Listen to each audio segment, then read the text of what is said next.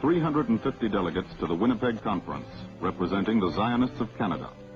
These are the men and women who on July 11, 1927, when the cause of Zionism in the New World was little understood, these are the people who pledged themselves to raise $1 million to redeem a valley in the land of their forefathers. They had heard an address by a great Zionist leader who had come from Palestine, Menachem Yusishkin, then president of the World Jewish National Fund. Inspired by his faith and his eloquence and following the leadership of the foremost Zionist in the Dominion, Archibald Freeman, the Jews of Canada resolved to look half the world away to Palestine. Half the world away in terms of longitude and latitude, but in human terms closely bound.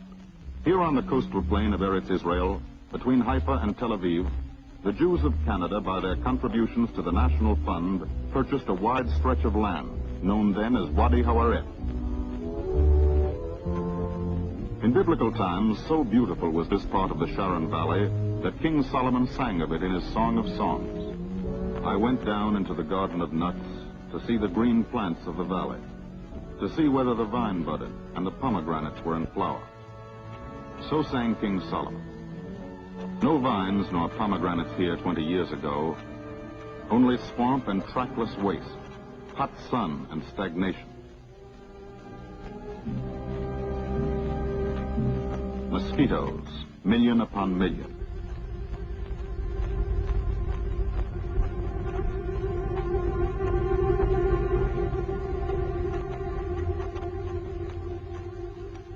Yes, this area where the rose of Sharon once bloomed was among the most pestilential in Palestine, when a handful of Jews settled it and restored its ancient biblical name, Emekepha. To kill the dread mosquitoes, the carriers of malaria, they pumped oil upon the waters. And they drained the marshes and dug irrigation canals. For the precious water without which there can be no life, they laid their water mains.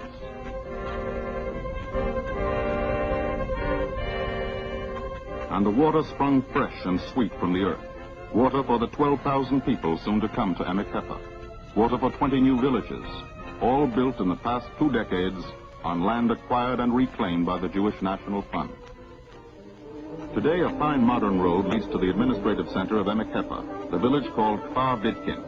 Approached by a bridge over the River Alexander, the macadamized road leads past the water tower to the heart of the village, the administration building. Kfar Vidkin is a moshav, a smallholders village, where each settler has his own house and works his own soil, but where modern progressive schools, health services, irrigation and plowing are provided on a communal basis.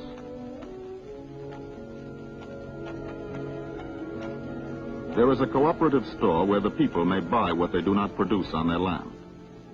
And the produce of the land, what these pioneers have made to grow, is sold by a great cooperative organization, which is also responsible for the many and varied public services designed to benefit all the individuals of the community.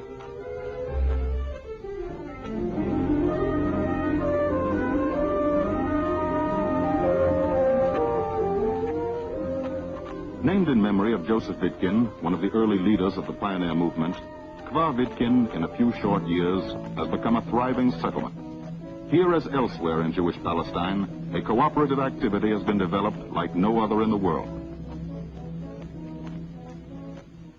Ma Abarut, a collective settlement, lies on the coastal highway to Haifa. Its assets and its responsibilities, as in every collective settlement, are shared by each inhabitant.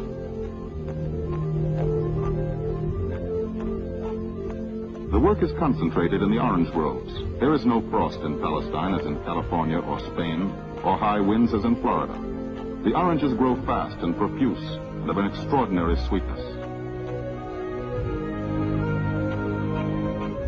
And as the orange industry prospers, so does the whole settlement. It is like one great family in both the factual and spiritual sense. Its ideal is brotherhood in work and play and in learning. And that is the ideal of all of Jewish Palestine. For the settlers realize that in the common effort lies the common destiny.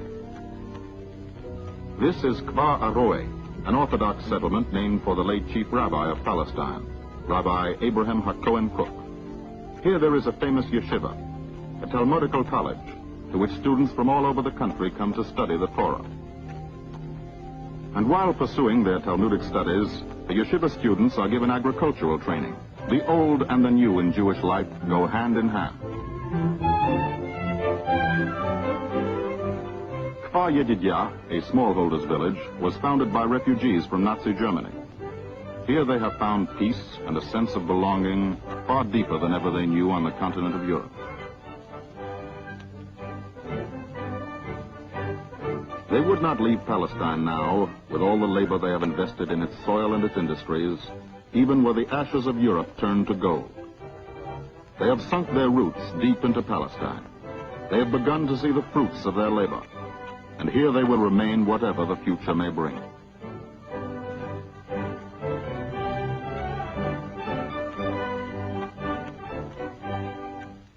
A few miles away in Emek Hefer lies the Yemenite settlement of El Yashiv. The name means the Lord will restore.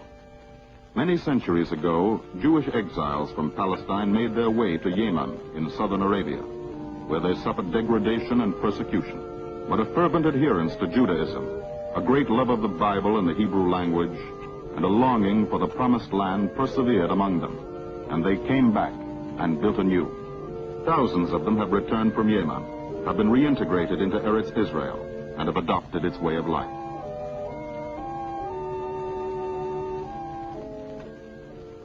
At En HaHoresh, as in every community in Emek Hefer, the activity is largely agricultural, but the settlement has its industry too. Mineral deposits are nearby. Here we see a workshop for tin utensils.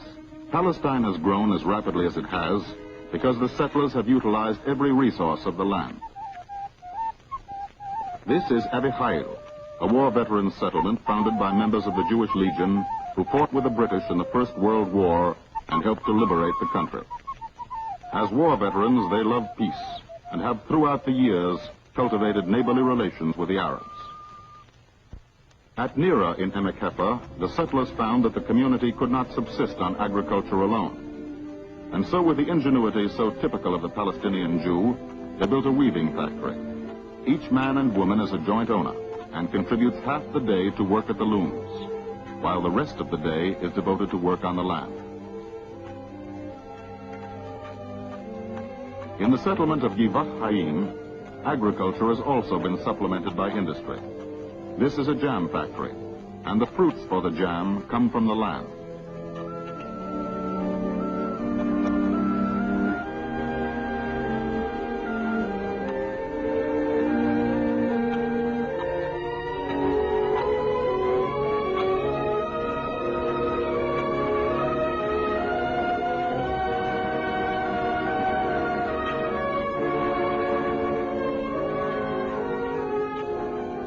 Yes, in this fusion of agricultural and industrial activity, in the development of a new kind of social democracy, in its dedication to land and labor, Jewish Palestine has become, in a mere few decades, the most progressive force in the Middle East. It could serve, if it is allowed to grow, as a dynamo, a great propulsive energy for all the lands that lie about it. On the western rim of Emek Hefer lies Nathania, named for the American Jewish philanthropist Nathan Strauss. Now one of the world's important centers of the diamond industry, it is a modern industrial city, and it is the seaside resort for the settlers of Emek Hefer, who have paid for their rest and recreation in sweat, vigilance, and unshakable faith in the future of their land. The future of their land is the children. They want to educate their children in the ideals on which modern Eretz Israel was founded and has grown. They want each member of the community to have the chance to express himself creatively.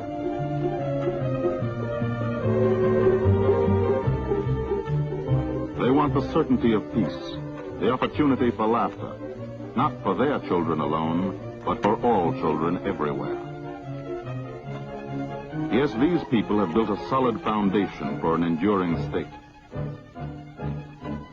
They have attained new hope, new dignity, a new life.